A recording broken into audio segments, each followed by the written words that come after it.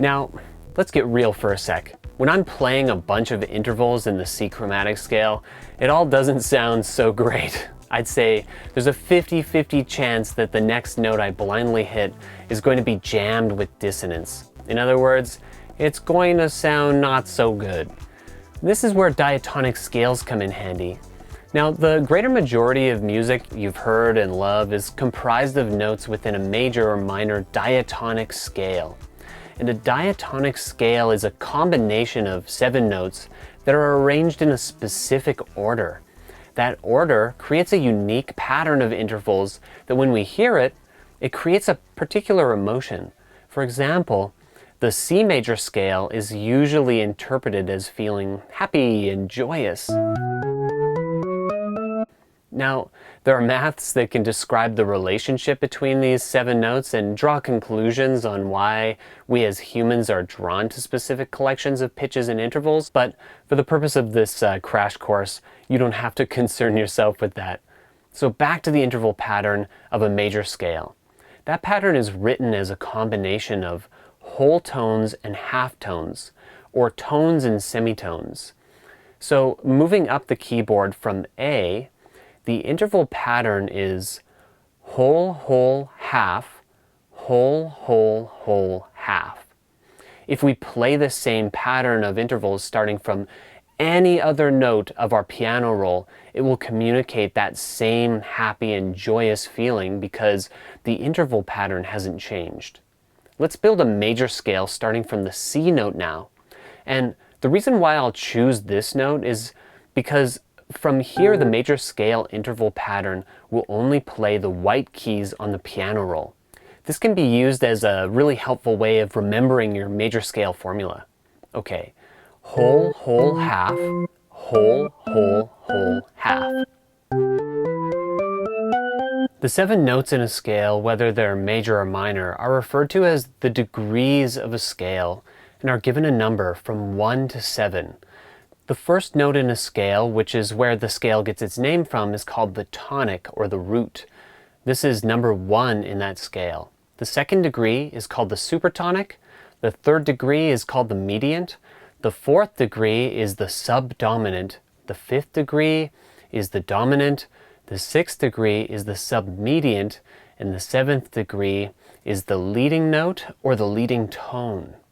Now, the benefit of referring to the notes on a scale as numbers or degrees is that instead of using those specific note names, the degrees give you the option to easily play or program that same melody or chord progression higher or lower on the piano roll without changing the emotion of that part. This is especially useful when we start talking about chords and chord progressions in the next videos. Commonly, the degrees of a scale are represented in Roman numerals. When we start talking about chords, you'll see that the Roman numerals are uppercase to represent major chords and lowercase to represent minor chords. But we'll talk about that later. What I want to show you now is how we can find the interval pattern or formula to create our next scale type, the minor scale. So for each major scale, you'll also get a natural minor scale. The two types of scales are closely related because they're comprised of the exact same pitches, but the only difference is that they're played in a different order. So to find the natural minor scale, all you have to do is start the scale from the 6th degree of your major scale. So if we count up from the tonic of a C major scale, we'll find that the natural minor begins on an A.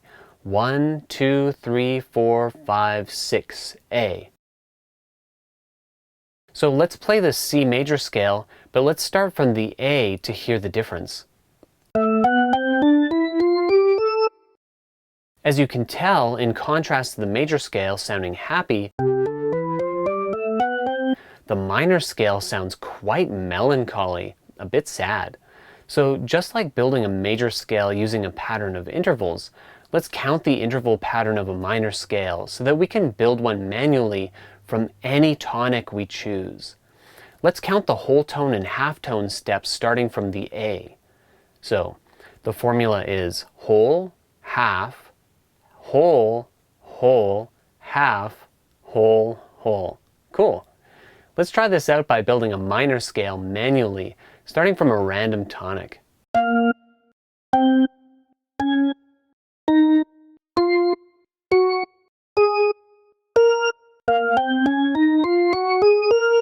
Of course, as a click composer or mouse musician, we can easily just transpose a previously programmed interval pattern up and down to adjust the tonic by selecting all of the MIDI notes and simply pressing up and down on our QWERTY keyboard.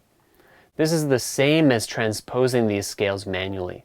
For this portion of the crash course, the major and minor scales are all that I'll dive into, but some examples of other scales you might want to try out are the pentatonic scales, whole tone scales,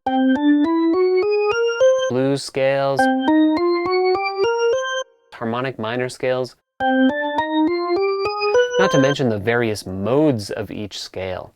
In a later video, I'll provide you with some tools that you can use to experiment with and integrate them into your music. That's it for this one. In the next video, we'll talk about chords and how they can be built from the degrees of any scale, and how they can be used to create a blueprint of a song as a progression.